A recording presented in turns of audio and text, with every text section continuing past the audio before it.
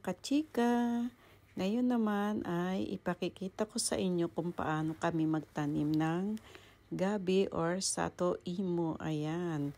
Itong gabi na to ay hinarvest pa namin ito last year, no? At ibinaon ko lang ito sa lupa para sa tuwing magtatanim kami ay meron kaming gamitin na punla. Para din itong para din itong patatas na itinatanim. Ang pagkakaiba nga lang nito ay direct na siyang itinatanim ng buo. Hindi kagaya ng patatas, kinakailangan ko pang hiwain sa gitna para siya ay dumami at isinasawsaw sa abo, diba? Pero ito, ganito lang siya. Kita mo nga may ugat na siya kaya madali na siyang tumubo.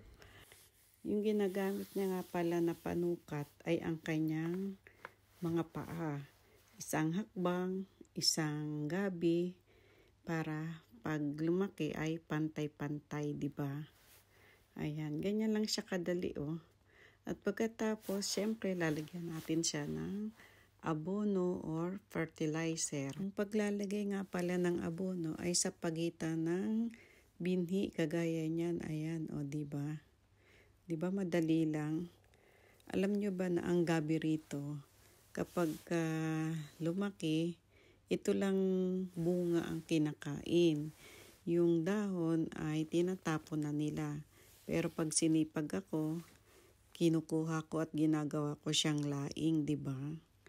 So, until here, sana meron kayong natutuhan sa pagtatanim ng gabi.